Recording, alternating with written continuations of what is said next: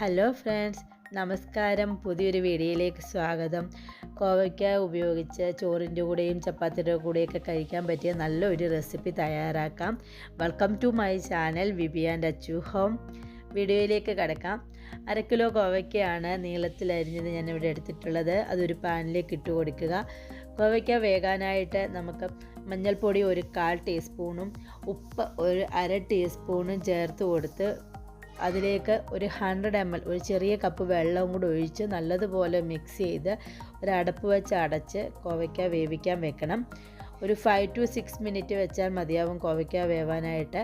ഒരു medium low ഫ്ലെയിമിൽ വെച്ച് വേണം വേവിച്ചെടുക്കാൻ. കോവയ്ക്ക നമ്മുടെ ശരീരത്തിന് ഒരുപാട് ഉപയോഗമുള്ള ഒരുപാട് ഗുണം ചെയ്യുന്ന ഒരു പച്ചക്കറിയാണ്. ഷുഗർ ലെവൽ മെയിൻറ്റെയിൻ ചെയ്യാനും ഡൈജസ്റ്റീവ് സിസ്റ്റത്തിനുമൊക്കെ നല്ലതുപോലെ ഹെൽപ്ഫുള്ളാണ്. കോവയ്ക്ക വെന്തതിന് ശേഷം വേറൊരു പാനിൽ ഒരു കോക്കനട്ട് ഓയിൽ ഒരു 3 ടേബിൾ സ്പൂൺ ഒഴിച്ച് കൊടുക്കുന്നുണ്ട്. ഓയിൽ ഒന്ന് ചൂടായതിന് ശേഷം 2 മീഡിയം വലുപ്പമുള്ള സവാള സ്ലൈസായിട്ട് അരിഞ്ഞത് ചേർത്ത് കൊടുക്കുക. സവാളയ്ക്ക് പകരം ചെറിയുള്ളിയാണ് ചേർക്കുന്നതെങ്കിൽ നല്ല ടേസ്റ്റ് ആയിരിക്കും.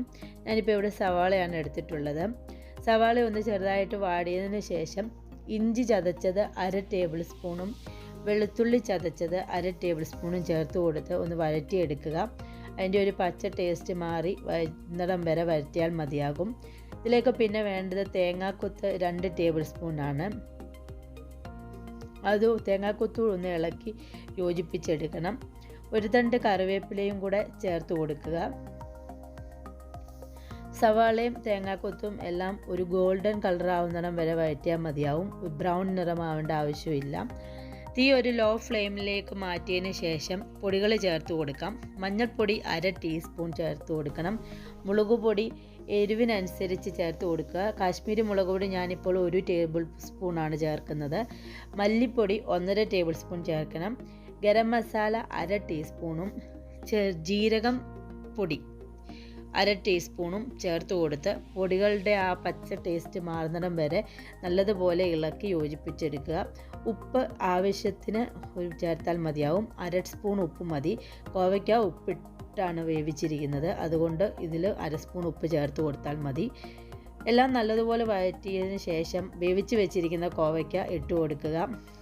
കോവയ്ക്കായും മസാലയും എല്ലാം നല്ലതുപോലെ മിക്സ് ചെയ്ത് യോജിപ്പിച്ചതിന് ശേഷം 2 to 3 മിനിറ്റ് ഒരു അടപ്പ് വെച്ച് അടച്ച് ഇതൊന്ന് വേവിച്ചെടുക്കുക.